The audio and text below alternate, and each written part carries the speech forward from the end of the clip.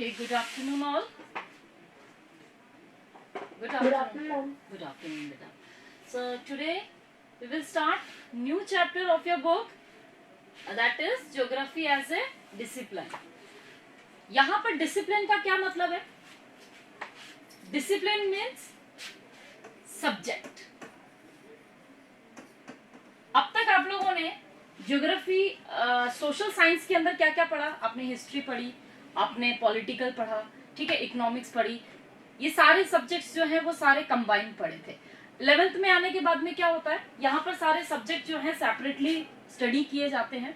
इस चैप्टर में आप लोग क्या पढ़ने वाले हैं? इस चैप्टर में आप ज्योग्राफी का एक इंट्रोडक्शन पढ़ेंगे कि ज्योग्राफी जो है वो क्या है. ठीक है, सब्जेक्ट है, क्या सब्जेक्ट है, क्या पढ़ते हैं उसके अंदर, ठीक है, पूरा इंट्रोडक्शन है ज्योग्राफी का. एग्जाम पॉइंट ऑफ व्यू से बहुत ज्यादा इंपॉर्टेंट नहीं है, लेकिन आप ज्योग्राफी के स्टूडेंट हैं तो आपको इस चैप्टर को अंडरस्टैंड करना बहुत जरूरी है. ठीक है,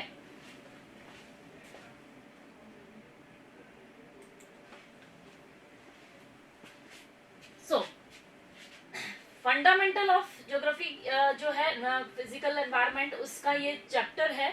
तो इसमें सबसे पहली बात क्या आती है, why should we study geography. ये जो ज्योग्राफी है उसको हमें क्यों पढ़ना चाहिए, क्या जरूरत है ज्योग्राफी पढ़ने की. ठीक है, तो इसको समझेंगे. We live on the surface of the earth. हम लोग कहाँ रह रहे हैं? सरफेस पे रह रहे हैं, अर्थ के सरफेस पे रह रहे हैं. ठीक है, तो ज्योग्राफी का मतलब ही यही होता है. ज्योग्राफी का मतलब होता है स्टडी ऑफ द अर्थ. ठीक है, स्टडी ऑफ द अर्थ. तो अगर हमें, जब तक हमें यहाँ पर हम लोग रह रहे हैं, सारी चीजें हमारी यहीं पर होती है ना, सारा एनवायरनमेंट वगैरह, सारे जो चेंजेस आते हैं वो सारी चीजें यही हैं. अगर हम इनको नहीं समझेंगे तो हम लोग आगे कैसे बढ़ेंगे. So we live on the surface of the earth. Our lives are affected by our surrounding in many ways. हमारी जो लाइफ है, हमारा जो सराउंडिंग एरिया है, ठीक है, हमारे आसपास की जितनी भी चीजें हैं उनसे हमारी लाइफ बहुत ज्यादा क्या होती है, इफेक्ट होती है ना. We depend on resources to sustain ourselves in the surrounding area. हम क्या कहते हैं, हम लोग हमारे आने वाली जनरेशन के लिए भी जो रिसोर्सेज हैं उनको सस्टेन करते हैं, और हम खुद भी हमारा जो जीते हैं उसके लिए भी हम लोग क्या करते हैं, पूरी तरीके से जो हमारे आसपास जो जितने भी रिसोर्सेज हैं हम लोग उन पे क्या रहते हैं, सराउंडिंग एरियाज के रिसोर्सेज पे डिपेंड रहते हैं. ठीक है, जब तक हमें यही समझ में नहीं आएगा कि किस रिसोर्सेज की क्या इंपॉर्टेंस है और क्यों इंपॉर्टेंस है, तब तक उसका कोई भी वैल्यू नहीं होता. तो इन सारी चीजों को समझने के लिए हमें किसकी स्टडी करनी जरूरी होती है? ज्योग्राफी की जरूरत होती है. ठीक है, तो प्रिमिटिव सोसाइटीज में क्या था? Primitive societies subsisted on natural means of subsistence, edible plants and animals. अब प्रिमिटिव जो सोसाइटी थी वहां पर लोग क्या करते थे, डायरेक्ट उठते थे, प्लांट्स खा लिए, एनिमल्स खा लिए. ठीक है, किसी तरीके का कोई खाना नहीं पकाना होता था, कुछ नहीं करना होता था. They are directly dependent on nature. ठीक है, तो उस समय ये थी. With the passes of time, जैसे जैसे समय बीतता गया, वी डेवलप टेक्नोलॉजीज. हमने क्या किया? टेक्नोलॉजी को डेवलप किया. ठीक है, and started producing our food using natural resources. ठीक है, और हमने हमारा क्या किया, प्रोड्यूस करना स्टार्ट किया, फूड एग्रीकल्चर स्टार्ट किया, है ना. नई नई इंडस्ट्रीज स्टेब्लिश की हम लोगों ने, किनकी हेल्प से? न्यू टेक्नोलॉजीज की हेल्प से, टूल्स की हेल्प से. ठीक है, तो उसके बाद और जो हमारे नेचुरल रिसोर्सेज थे, जैसे कि लैंड हो गया, सॉइल हो गया, वाटर हो गया, इनकी हेल्प से हमने क्या किया, नई नई चीजें प्रोड्यूस करना स्टार्ट किया. तो we adjusted our food habits and clothing according to the prevailing weather conditions. अब हमने क्या कर लिया, पहले का जो पर्सन था वो तो डायरेक्टली डिपेंडेंट था नेचर पे. फिर हमने क्या किया, टेक्नोलॉजीज, टूल्स की हेल्प से चीजों को डेवलप किया. ठीक है, तो ये जो चेंजेस आए हैं, ओवरऑल जो टाइम पास हुआ है, पीरियड जो टाइम निकला है, उसमें हमने जो चेंजेस लेके आए हैं, उन चेंजेस को स्टडी करने के लिए हमें किसकी जरूरत होती है? हमें ज्योग्राफी की जरूरत होती है. ठीक है, अब रीजन क्या है जो चेंजेस आए हैं? फिजिकली अगर देखा जाए तो ह्यूमन का जो इवोल्यूशन हुआ, ठीक है, ह्यूमन का इवोल्यूशन हुआ, उसके साथ साथ हमारा जो अर्थ है वो भी तो डायनामिक है, वो भी तो एक जगह नहीं टिकी हुई है, उसमें भी तो चेंजेस आ रहे हैं. तो ये चेंजेस आ रहे हैं, ये चेंजेस क्यों आ रहे हैं? ठीक है, तो इनके पीछे क्या रीजंस हैं उनको समझने के लिए हमें किसकी जरूरत पड़ती है, हमें ज्योग्राफी की जरूरत पड़ती है। ठीक है, तो आपको इसका आंसर मिला, why should we study geography? Yes और नो बेटा, टेल मी। अब देखिए हम क्या करते हैं, अब पहले तो जो पर्सन था वो क्या करता था कि अपने आप ही एक जगह से दूसरी जगह पर माइग्रेट कर जाता था। सर्दियां होती थी तो वो कहीं और चला जाता था, ठीक है, गर्मियां होती थी तो वापस से वो नीचे प्लेन रीजन्स में आ जाता था सर्दियों की, ठीक है, और जब समर्स होते थे तब वो माउंटेन्स रीजन्स में चला जाता था। तो इस तरीके से वो मूव करता था। लेकिन अब हमने क्या किया है, अब हमने सारी चीजों को अडॉप्ट कर लिया है, टेक्नोलॉजी से क्या कर लिया है, डेवलपमेंट कर लिया है। आज के टाइम पर हमें कहीं पर भी जाने की जरूरत नहीं है। आज हम क्या करते हैं, अगर गर्मी लग रही है तो एसी लगा लिया, ठीक है ना, बहुत ज्यादा ठंड है तो हीटर लगा लिया।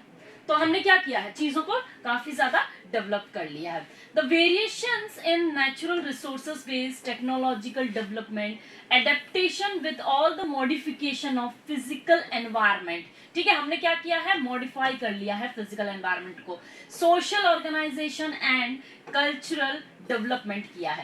As a student of geography you should be curious to know about all the phenomena which vary over space. अब यहाँ पर स्पेस का क्या मतलब, स्पेस का मतलब होता है प्लेस, ठीक है, कुछ टर्म्स आपको समझने बहुत जरूरी है यहाँ पर। तो यहाँ पर आपको ये समझना बहुत जरूरी है एज ए ज्योग्राफी स्टूडेंट्स की, जो ये वेरिएशंस देखने को मिलते हैं space to space in the sense की प्लेस टू प्लेस, जितने भी वेरिएशंस हैं वो क्यों हैं, उनके पीछे क्या रीजन है, तो ये जानना जरूरी होता है। और इसको जानने के लिए हमें किसकी स्टडी करनी होती है, ज्योग्राफी की स्टडी करनी होती है। You learn about the diverse lands and people. आप लोगों ने पढ़ा होगा कि जो डाइवर्सिटीज है, डाइवर्सिटीज इन द सेंस जो फिजिकल डाइवर्सिटीज की अगर हम बात करते हैं, कहीं पर प्लेट्यूज हैं, कहीं माउंटेन है, कहीं डेजर्ट है, कहीं प्लेन है, ये क्या है, डाइवर्सिटीज है। पीपल्स में डाइवर्सिटीज कैसे देखने को मिलेगी आप लोगों को, देखिए जो नॉर्थ के अंदर जो लोग हैं उनकी कलर्स आप लोगों को देखेंगे कि बहुत ज्यादा चेंजेस देखने को मिलते हैं। साउथ के जो लोग हैं वहां पर उनका खाना पीना या उनका जो फिजिकल स्ट्रक्चर है वो सारे चेंजेस देखने को मिलते हैं। तो ये सारे जो डाइवर्स यानी कि डाइवर्सिटीज अगर हम देखते हैं तो लैंड्स और पीपल्स के अंदर आपको देखने को मिलती है। यू शुड, इसे हम क्या कहेंगे, ह्यूमन ज्योग्राफी। तो इसके बारे में हम लोग कहाँ पढ़ने वाले हैं, इसके बारे में हम पढ़ेंगे 12th क्लास के अंदर। यहाँ हम किसके बारे में पढ़ेंगे, हम लोग फिजिकल एनवायरनमेंट के बारे में पढ़ेंगे, ठीक है। तो you should also be interested in understanding the changes which have taken place over time. तो ये सारी चीजें हमें जो समझनी है कि जो प्लेस टू प्लेस जो चेंजेस आए हैं और जो भी होते हैं चेंजेस, उनको हमें समझना बहुत जरूरी होता है। Geography equips you to appreciate diversity and investigate into the causes responsible for creating such variation over time and space। तो ये बहुत ही अच्छी एक डेफिनेशन हो गई आपकी। ये किसका आंसर हो गया, आपने जो क्वेश्चन पूछा कि why do we study geography, तो उसमें ये कहा गया है कि ज्योग्राफी एक ऐसा इक्विप्स है जो कि डाइवर्सिटीज को क्या करता है, एप्रिशिएट करता है, ठीक है, इन्वेस्टिगेट करता है या और उसके कॉजेस बताता है, रेस्पॉन्सिबल कॉजेस क्या क्या है, रेस्पॉन्सिबल फैक्टर्स क्या क्या है, जो कि एक टाइम पीरियड में आने वाले चेंजेस का, ठीक है। यानी कि सिंपल सी एक भाषा है कि किसी भी प्लेस में जितने भी चेंजेस आए हैं, ठीक है, उनको इन्वेस्टिगेट करना, उनको अप्रिशिएट करना, ये सारा काम कि वो क्यों है, what are the reason behind all this changes, ठीक है, डाइवर्सिटी है तो क्यों है, तो ये सारी चीजें हमें किसमें पता चलती है, ज्योग्राफी में पता चलती है। यहाँ तक समझ में आया आपको, कोई भी डाउट है ना। यहाँ मैं फिर बता रही हूँ, एग्जाम पॉइंट ऑफ व्यू से चैप्टर में कोई ऐसा नहीं है कि बहुत सारे क्वेश्चंस यहाँ से आने वाले हैं, ठीक है, सिर्फ आपको अंडरस्टैंड करना है कि ज्योग्राफी क्या है, ओके, इस चैप्टर के अंदर। अब देखिए, इसको हमें समझने के लिए हम लोगों ने क्या किया है, बहुत सारे स्किल्स डेवलप किए हैं। You will develop skills to understand the globe converted into maps. आपने देखा होगा कि जो ग्लोब है उसको मैप्स में हमने कन्वर्ट किया है, and have a visual sense, जिससे कि हम लोग विजुअली चीजों को देख सकते हैं ऑफ द अर्थ सरफेस, ठीक है। The understanding and the skill obtained in modern scientific techniques such as GIS, इसके बारे में भी हम लोग पढ़ने वाले हैं प्रैक्टिकल के अंदर, ठीक है, एंड कंप्यूटर कार्टोग्राफी, जो कि मैप वगैरह जो होते हैं, मैप बनाने वाला जो चीजें होती हैं मैप्स के थ्रू आप लोग देखते हैं, इन सारी चीजों से आप लोग इन जितने भी चेंजेस हैं उन सारी चीजें जो है, एग्रीकल्चर लैंड है या सॉइल है आपकी, ठीक है, वेदर कंडीशंस हैं, उन सबको हम लोग इनके थ्रू समझते हैं। ये क्या किया हमने, डेवलपमेंट किया है, ठीक है। Now next question which you may like to ask is, अब आपके दिमाग में ये उठता होगा कि ये हमने ये तो पढ़ लिया कि ज्योग्राफी हमें क्यों पढ़नी चाहिए, ठीक है। अब हमारे दिमाग में ये क्वेश्चन उठता है कि ज्योग्राफी आखिर है क्या, ठीक है, what is geography. So you know that earth is our home, आपको सबको पता है अर्थ हमारा क्या है, सिर्फ हमारा ही नहीं सबका क्या है, होम है, जहां पर डिफरेंट डिफरेंट क्रिएचर्स रहते हैं। It is also the home of many other creatures, big and small, ठीक है, बड़े और छोटे क्रिएचर्स का भी यहाँ पर क्या है, ये घर है। Which live on the earth and sustain, जो कि क्या करते हैं, सर्वाइव करते हैं, रहते हैं अर्थ पे। The earth surface is not uniform, क्या ऐसा है कि अर्थ का सरफेस यूनिफॉर्म है, सब जगह हमने कह दिया भैया प्लेन है तो प्लेन ही है, या प्लेट्यू है तो प्लेट्यूज रीजन है, क्या एक जैसा है हमारा अर्थ सरफेस, नहीं है, ठीक है, नॉट यूनिफॉर्म यानी कि एक जैसा नहीं है। It has variation in it's physical feature, physical feature in the sense क्या होते हैं फिजिकल फीचर्स, माउंटेन्स हो गया, प्लेट्यूज हो गए, है ना, हमारे जो डेजर्ट रीजन आ गया, प्लेन रीजन आ गया, कहीं पर कुछ है कहीं पर कुछ है, तो these all these are known as physical features. तो हमारे यहाँ पर फिजिकल फीचर्स में भी क्या देखने को मिलते हैं, आपको वेरिएशंस देखने को मिलते हैं। There are mountains, okay, mountains, hills, valleys हैं, प्लेन है, कहीं पर प्लेट्यू है, ओशियन है, लेक्स हैं, डेजर्ट हैं, एंड है ना वाइल्डरनेस है। तो ये सारी चीजें क्या है, डिफरेंट डिफरेंट फिजिकल फीचर्स जिसे बोला जाता है। सो इसमें there are variation in its social and cultural features. अब ये तो हो गए physical features, social and cultural features क्या है हमारे, वो social and cultural features, there are villages, क्या क्या है, कहीं पर गांव है, कहीं सिटीज हैं, कहीं रोड्स हैं, कहीं रेलवेज हैं, पोर्ट्स हैं, मार्केट्स हैं, ठीक है, जो कि ह्यूमन ने क्रिएट किए हैं, ठीक है। सोशल एंड जो हमारे जो सोशल कल्चरल फीचर्स हैं ये किसने क्रिएट किए हैं, ये ह्यूमंस ने क्रिएट किए हैं, ठीक है। तो many other elements created by human beings across the entire period of their cultural development. तो इन सब की स्टडी क्या होती है, ज्योग्राफी होती है। सिंपल सी भाषा, होल जो ये हम लोग पढ़ रहे हैं, फिजिकल फीचर्स पढ़ रहे हैं, सोशल फीचर्स पढ़ रहे हैं, कल्चरल फीचर्स पढ़ रहे हैं, इनकी डिटेल स्टडी ही क्या होती है, हमारी ज्योग्राफी होती है, ठीक है। फिजिकल फीचर्स की स्टडी हम लोग 11th में करेंगे, और जो बाकी जो ह्यूमन ज्योग्राफी की जो स्टडी है वो हम लोग 12th क्लास में पढ़ने वाले हैं। तो बेसिक इंट्रोडक्शनरी चैप्टर है, बहुत ज्यादा सोचने विचारने वाली या बहुत ज्यादा दिमाग पे प्रेशर डालने की जरूरत नहीं है, सिर्फ इसको अंडरस्टैंड करिए कि ज्योग्राफी आखिर है क्या, क्यों पढ़नी चाहिए। This variation provide a clue to understanding of the relationship between the physical environment and social cultural features. अब देखिए जो वेरिएशंस होते हैं, है ना, उन वेरिएशंस के अंदर हमें ज्योग्राफी क्या देती है, क्लू देती है कि अंडरस्टैंड करना है जो रिलेशंस बिटवीन फिजिकल एनवायरनमेंट और सोशल फीचर्स, इन दोनों में क्या रिलेशंस होता है, रिलेशंस होते हैं।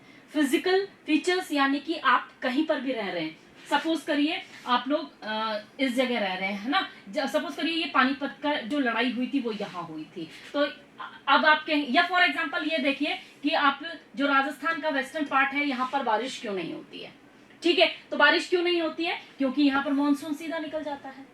तो कहीं ना कहीं जो फिजिकल फीचर्स होते हैं वो हमारे जो सोशल कल्चरल्स वगैरह है, जितने भी फीचर्स होते हैं, ये दोनों आपस में क्या होते हैं, इंटरलिंक्ड होते हैं, रिलेशंस होते हैं। भाई आप लोग रह रहे हो, आप लोग पेड़ों से क्या लेते हो, ऑक्सीजन लेते हो नहीं लेते हो, तो दोनों के अंदर इंटरेक्शन होता है नहीं होता है, रिलेशनशिप है या नहीं है। हम लोग रिसोर्सेस कहाँ से ले रहे हैं, नेचर से ही तो ले रहे हैं, ले रहे हैं नहीं ले रहे हैं, नेचर से ही तो ले रहे हैं। तो आपस में क्या रहता है हमारा रिलेशनशिप होता है, ठीक है। The physical environment has provided the stage on which human societies enacted the drama of their creative skill with the tools and techniques which they invented and involved the process of their cultural development. अब देखिए, एक तरह से ये कहा गया है कि जो फिजिकल एनवायरनमेंट होता है ना, वो हमें क्या देता है, एक स्टेज देता है जिस पे ह्यूमन क्या करता है, ड्रामा परफॉर्म करता है। ड्रामा कैसा परफॉर्म करता है कि सपोज करिए हमने क्या किया, हमने क्रिएटिव स्किल्स, हमारी जो क्रिएटिव स्किल्स हैं, हमारी जो नॉलेज है, उससे हमारे जो टूल्स हमने जो लिए हैं, उनसे हमारी टेक्निक्स की हेल्प से हमने नई नई चीजों को क्या किया है, इन्वेंट किया है and evolve in the process of the cultural development. और हमने क्या किया है, वहां पर कल्चरल डेवलपमेंट किया है, ठीक है, किया है नहीं किया। तो फिजिकल एनवायरनमेंट एक तरह से क्या हो गया, हमारे लिए स्टेज हो गया, ठीक है। और जो हमारा वर्क है, हमारे नॉलेज के बेसिस पे, हमारे टूल्स के बेसिस पे, हमारी टेक्निक्स के बेसिस पे, हम जितने भी इन्वेंशंस कर रहे हैं, हम जितने भी डेवलपमेंट कर रहे हैं, वो एक तरह से क्या हो गया, उस स्टेज पे ड्रामा परफॉर्म हो रहा है, ठीक है। समझ में आया? हाँ और ना तो बोलते जाइए। Yes ma'am. है ना? अब देखिए, now you should be able to attempt the answer of the question posed earlier as to what is geography. अब आपको ये पता चल गया होगा। तो ये जो सारी चीजें हैं, उनको अंडरस्टैंड करना, ठीक है, उनकी स्टडी करना ही क्या होती है, ज्योग्राफी होती है, ठीक है। तो आपको इस क्वेश्चन का आंसर मिल गया होगा। इन वेरी सिंपल वर्ड, अगर हम बात करते हैं एक सिंपल वर्ड की, यहाँ पे हमने डिस्क्रिप्शन दे दिया, ठीक है। अब सिंपल वर्ड की बात करते हैं। तो it can be said that geography is the description of the अर्थ। तो सिंपल भाषा में आप लोग क्या बोलेंगे, geography is the description of the अर्थ। पूरा होल जो अर्थ है उसका डिस्क्रिप्शन, उसकी स्टडी ही क्या होती है, ज्योग्राफी होती है। The term geography was first coined by Eratosthenes. Eratosthenes एक ग्रीक स्कॉलर थे, है ना। इन्होंने, ये एक महान हस्ती थी जिन्होंने ज्योग्राफी वर्ड को लेकर आए, ठीक है। यहां से आपका क्वेश्चन निकलता है और वो एग्जाम पॉइंट ऑफ व्यू से भी बहुत इंपॉर्टेंट है, 1 मार्कर के अंदर, और कंपटीशन एग्जाम्स के उसमें भी बहुत ज्यादा इंपॉर्टेंट है। एक ग्रीक स्कॉलर थे जो कि 276 से 194 बीसी का उनका टाइम पीरियड रहा था, ठीक है, बर्थ से लेकर डेथ तक का। The word has been derived from 2 roots. इन्होंने बताया कि ये जो वर्ड है ज्योग्राफी, ये 2 वर्ड से बना है, फ्रॉम ग्रीक लैंग्वेज। क्या है, जियो। जियो मीन्स अर्थ।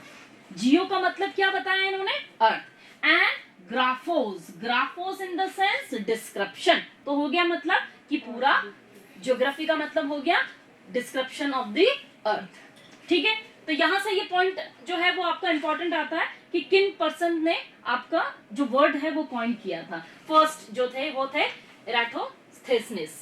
इन्होंने ज्योग्राफी वर्ड को लेकर आए थे, ठीक है।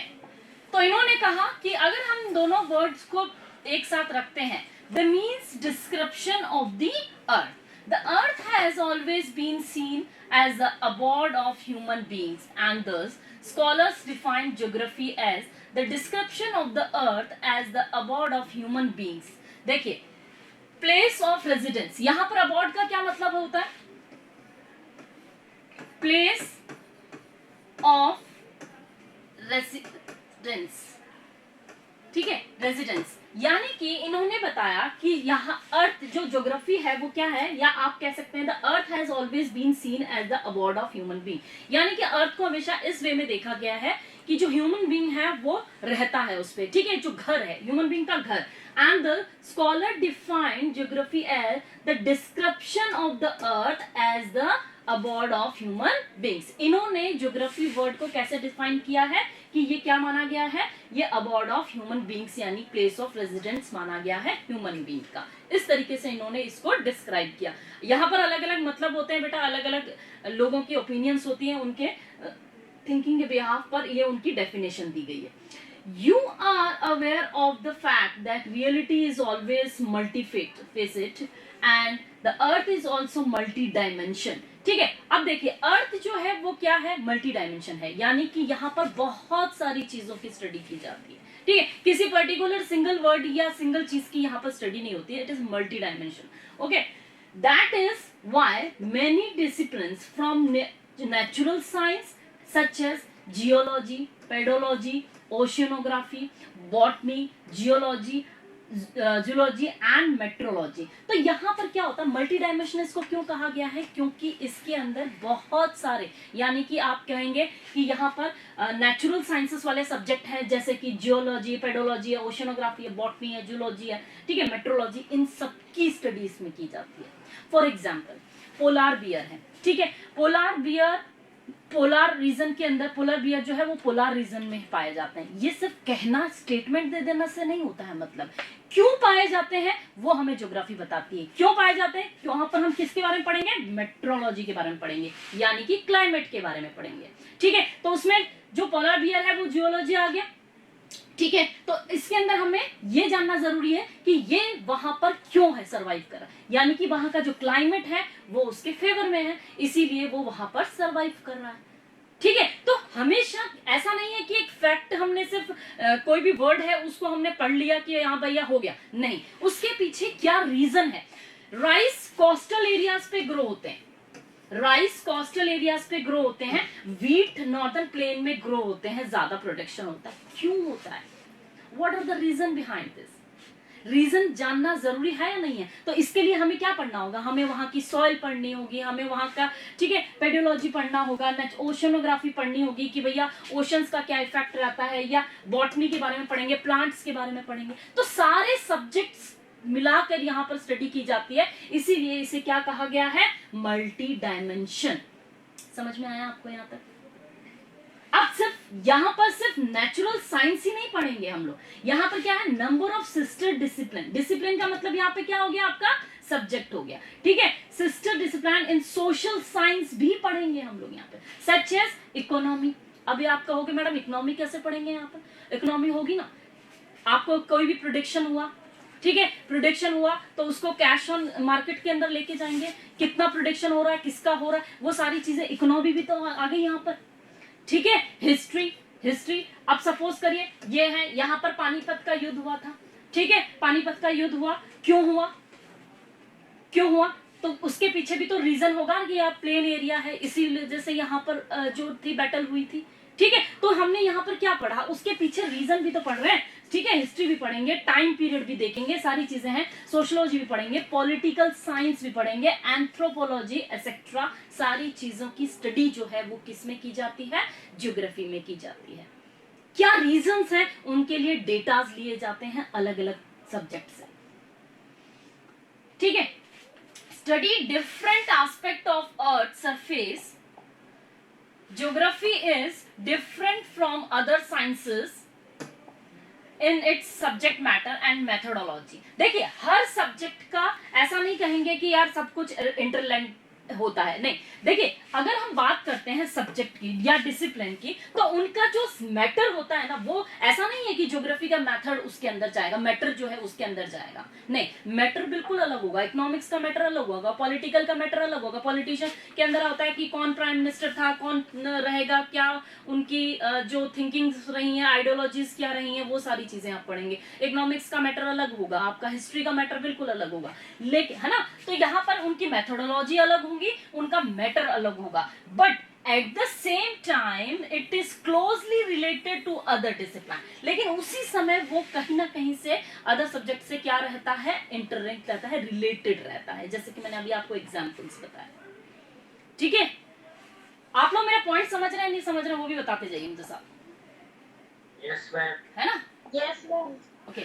Geography derives a database from all the natural and social sciences। ठीक है, तो ये जो ज्योग्राफी है वो क्या करती है, अपना डेटा लेती है दूसरे सब्जेक्ट से, ठीक है, नेचुरल एंड सोशल साइंसेस से। नेचुरल साइंसेस वाले कौन कौन से सब्जेक्ट्स हो गए, और सोशल साइंस वाले कौन कौन से सब्जेक्ट्स हो गए, वो आपको क्लियर हो गया होगा, ठीक है। सोशल साइंसेस के कौन कौन से सब्जेक्ट हो गए, economics, history, sociology, political science, anthropology, okay. और नेचुरल साइंस के कौन कौन से हो गए, जैसे कि जियोलॉजी, पेडोलॉजी, ओशियनोग्राफी, ठीक है, बॉटनी, जियोलॉजी, मेट्रोलॉजी, ठीक है। इसके अंदर इन सारी चीजों से क्या रहता है, रिलेटेड रहता है, ओके। देन अब देखिए, we have noted that there exists variation over the surface of the earth in its physical as well as cultural environment। Physical और कल्चरल एनवायरनमेंट में वेरिएशंस आए हैं। ऐसा तो नहीं है शुरू से ही हिमालय ऐसे ही था, ठीक है, या पूरी अर्थ जो है वो ऐसी थी, नहीं थी ना। हमारे जो फिजिकल फीचर्स हैं उनके अंदर भी बहुत सारे चेंजेस आए हैं, और जो हमारा ह्यूमन बीइंग है उसमें भी बहुत सारे कल्चरल एनवायरनमेंट के अंदर भी बहुत सारे चेंजेस आए हैं। A number of phenomena are similar and many are dissimilar. बहुत सारी चीजें सिमिलर हैं, बहुत सारी चीजें डिसिमिलर है। It was therefore logical to perceive geography as the study of areal differentiation. अब देखिए ये एरियल डिफरेंशिएशन बहुत इंपॉर्टेंट टॉपिक आ गया यहाँ पर।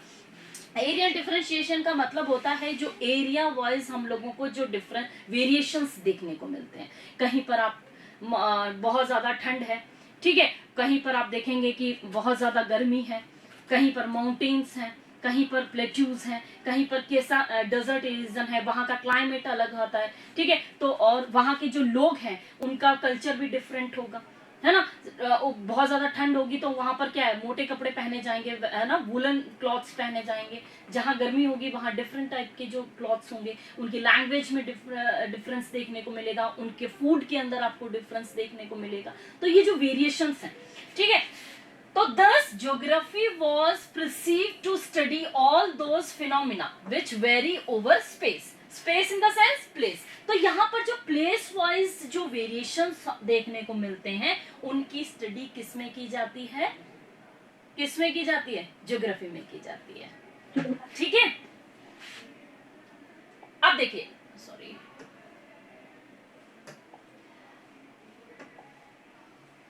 geographer do not study only the variation in the phenomena over the earth surface. Geographer सिर्फ ये काम नहीं करते कि आपको सिर्फ ये बता दिया कि यहाँ पर ये वेरिएशंस हैं, यहाँ पर ये वेरिएशंस हैं, नहीं, ऐसा बिल्कुल भी नहीं होता है। ज्योग्राफर्स क्या करते हैं, space but also study the association with the other factor which cause these variation. वो हमें क्या बताते हैं कि वो जो वेरिएशंस वहां पर हैं उनके पीछे क्या कॉजेज आ रहे हैं, ठीक है, क्या रीजंस हैं जो कि वहां पर वेरिएशंस आपको देखने को मिलते हैं। फॉर एग्जाम्पल, एक एग्जाम्पल्स के रूप में दिखाएं, cropping pattern different from region to region but this variation in cropping pattern as a phenomena is related to the variation in soil climates, demands in the market, capacity of farmer to invest and technological inputs available to his or her. देखिए, अब for example यहाँ पर एक example दिया हुआ है कि कोई भी क्रॉपिंग सिस्टम, क्रॉप होती है, ठीक है। फॉर एग्जाम्पल जैसे मैंने अभी बताया कि कोस्टल एरियाज के अंदर राइस होता है, नॉर्दर्न साइड के अंदर आपका व्हीट होता है। क्यों होता है, what are the reason behind, कि ऐसा नहीं होता है कि ज्योग्राफर ने कह दिया वहां राइस हो रहा है वहां व्हीट हो रहा है, नहीं, उसके पीछे क्या रीजन है, वहां की सॉइल कैसी है, वहां का क्लाइमेट कैसा है, इस वजह से वो सारे रीजंस आपके पास देते हैं कि यहाँ पर टेक्नोलॉजी भी एक बहुत बड़ा फैक्टर है, या वहां के जो फार्मर्स हैं उनकी टेक्निक्स कह सकते हैं, या मार्केट डिमांड कह सकते हैं, ठीक है। तो वहां पर उसी तरीके की चीजें जो हैं, जो वहां पर डिमांड में होगी, वहां पर जैसी सॉइल होगी, वहां का क्लाइमेट कैसा होगा। अब हम लोग जाके बहुत ज्यादा जहां बारिश हो रही है वहां तो जाके गेहूं नहीं उगा सकते ना, ठीक है। तो ऐसे रीजंस को, अब हमें ये जो रीजंस बताते हैं ये कौन बताती है, हमें हमारी ज्योग्राफी बताती है, ठीक है। अब देखिए, the cause relationship between any two phenomena और between more than one phenomena, okay. तो geographer explains the phenomena in a frame cause and effect the relationship as it does not only help in interpretation but also forces the phenomena in future, ठीक है। तो ये हमें एक understand करना सिखाते हैं ज्योग्राफर्स, ये हमें बताते हैं, हमें हेल्प करते हैं कि किस तरीके के एनवायरनमेंट के अंदर क्या चीज ग्रो हो सकती है या क्या चीज सरवाइव कर सकती है। तो हमें भी क्या होता है कि आने वाले टाइम के अंदर वहां पर, अब जैसे कि मिनरल्स हैं, हमें बता दिया जाता है कि ये मिनरल्स जो है वो बहुत कम है, तो हमें क्या करना होता है, उसके अल्टरनेटिव्स निकालने होते हैं, ठीक है। ऐसा तो नहीं है ना कि मिनरल्स खत्म होते जा रहे हैं तो हम लोग उसी को यूज करते जाएं, तो आने वाली जनरेशन के लिए क्या बचेगा, तो डेवलपमेंट पॉसिबल नहीं हो पाएगा, ठीक है। तो इन सारी चीजों को पीछे जो एक फ्रेम बना दिया जाता है, एक्सप्लेन किया जाता है, उनके कॉजेज हमें बताए जाते हैं, इंटरप्रिटेशन के लिए हमें हेल्प करता है, ठीक है। तो ये फ्यूचर में हमें किस तरीके से डेवलप करना है, किस तरीके से नहीं करना है, वो सारी चीजों में हमें हेल्प करते हैं। ठीक है, और ये सारी चीजें जो है वो हमें किससे पता चलती है, हमें ज्योग्राफी से पता चलती है। तो geographical phenomena both the physical and human are not static but highly dynamic. ये फिजिकल और ह्यूमन की अगर हम बात करें तो ये दोनों ही रुके हुए नहीं है, स्टैटिक नहीं है, ये दोनों ही चेंजेस आ रहे हैं, दोनों में क्या है, ये डायनामिक है। ना तो आदमी कभी रुकता है, ना ही नेचर कभी रुकता है, फिजिकल एनवायरनमेंट। ठीक है, पहले हिमालय नहीं था लेकिन बाद में बन गए, ठीक है, कहीं पर लेक्स नहीं थी बाद में बन गई, वहां बहुत सारे जो चेंजेस हैं वो होते रहते हैं। So the change over time as a result of the interactive process between ever changing earth and untiring and ever active human beings। तो ये सारी चीजें जो चेंजेस आ रहे हैं अर्थ पे वो किन की वजह से आ रहे हैं, है ना, untiring and ever active जो ह्यूमन बीइंग है। ह्यूमन बीइंग भी तो बहुत एक्टिव है, नए नए इन्वेंशंस करता रहता है। ठीक है, तो इन सारी चीजों की वजह से यहाँ पर काफी ज्यादा आपको चेंजेस देखने को मिलते हैं। Primitive human societies were directly dependent on their immediate environment. हमें पता है पहले का आदमी क्या करता था, डायरेक्ट नेचर पे डिपेंड था, उठता था, अपना जानवर मारा या कुछ भी मारा या पेड़ पत्ती खाई और अपना जीवन चलाता था। ठीक है, अपने जानवरों को अगर बहुत ज्यादा कहीं पर चारा हुआ तो ठीक है, नहीं हुआ तो दूसरी जगह मूव ऑन कर जाता था। But geography thus is concerned with the study of nature and human interaction as an integrated whole. Human is an integral part of nature and nature has the imprints of human। देखिए, human भी nature पर अपना imprint डालता है और जो nature है वो भी ह्यूमन पर अपना इफेक्ट डालता है। ठीक है, nature has influence different aspect of human life, it imprints can be notice on food. अब देखिए, जो अगर हम बात करते हैं नेचर की, वो हमें जरूर इन्फ्लुएंस करता है। कैसे इन्फ्लुएंस करता है, हमारी लाइफ को कैसे इन्फ्लुएंस करता है, जैसे कि हमारा फूड है, ठीक है, क्लॉथ्स है। अब ऑब्वियसली कहीं पर बहुत ज्यादा ठंड हो रही होगी तो हम लोग वहां पर कॉटन के कपड़े तो नहीं पहनेंगे ना, हम लोग वहां पे क्या पहनेंगे, वहां पर वुलन क्लॉथ्स पहनेंगे। ठीक है, वहां क्या शेल्टर्स डिफरेंट होंगे और ऑक्यूपेशन वहां का डिफरेंट होगा। ठीक है, human beings have come to term with nature through adaptation and modification. अब ह्यूमन ने क्या कर लिया है, ह्यूमन ने सारी चीजें मॉडिफाई कर ली है। ठीक है, हमने क्या कर लिया, अब हम लोग क्या करते हैं, नेचर को अडॉप्ट कर चुके हैं।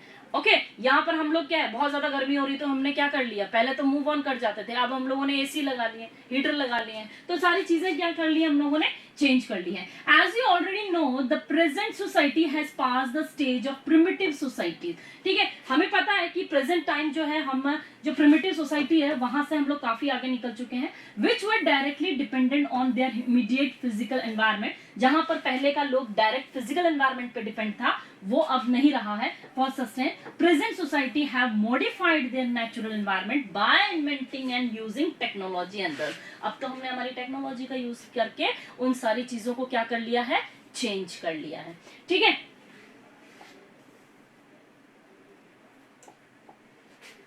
thus have explained the horizon of their operation by appropriating and utilizing the resources provided by nature। तो हम क्या कर रहे हैं, हम लोग नेचर से भी तो बहुत सारी चीजें ले रहे हैं ना। यहाँ पर क्या बोला गया है, दोनों ही एक दूसरे को इन्फ्लुएंस करते हैं। तो हमने क्या किया, हमारे चीजों को हम आगे बढ़ाने के लिए या डेवलपमेंट करने के लिए हमने रिसोर्सेस का यूज किया। ठीक है, नेचर से। With the gradual development of technology human being were able to loosen the shackles of their physical environment। Technology help in reducing the harshness of labor, increase labor efficiency। अब इसने क्या किया, technology ने क्या किया है, बहुत सारी चीजें करी हैं, बहुत ज्यादा, जहां पर लोग बहुत परेशान होते थे, बहुत हार्ड वर्क करा करते थे, अब वो सारी चीजें नहीं है, है ना। इंक्रीज किया है लेबर एफिशिएंसी को and provide leisure to human beings and attend to the higher needs of life। जो हमारी लाइफ की जो नीड्स हैं वो आज हम फुलफिल कर सकते हैं। ठीक है, it also increase the scale of production and mobility of labour. Labour की मोबिलिटी को बहुत ज्यादा इंक्रीज किया है हमने, प्रोडक्शन को जितना चाहिए उससे ज्यादा हम लोग अपना प्रोडक्शन कर लेते हैं। तो ये सारी चीजें जो हुई हैं वो किससे हुई हैं, अंडरस्टैंड करने से हुई हैं, ये समझने से हुई है कि कहाँ पर क्या चीज पॉसिबल है, कैसे हो सकती है, ये सारी चीजें। और ये सब चीजें हमें हमारी टेक्नोलॉजीज वगैरह जो डेवलप हो रही हैं उनसे हुई है। और ये हमें किससे अंडरस्टैंड करने को मिलता है, ज्योग्राफी से अंडरस्टैंड करने को मिलता है। ठीक है, तो आगे का टॉपिक हम लोग कल कवर कराएंगे। आज यहाँ तक बहुत है। अभी यहाँ से मुझे ये बताइए कि जो मैंने अभी तक पढ़ाया वहां तक आपको सबको समझ में आया? ईशा, ज्योति, Yes, ma'am. New students give response. Okay.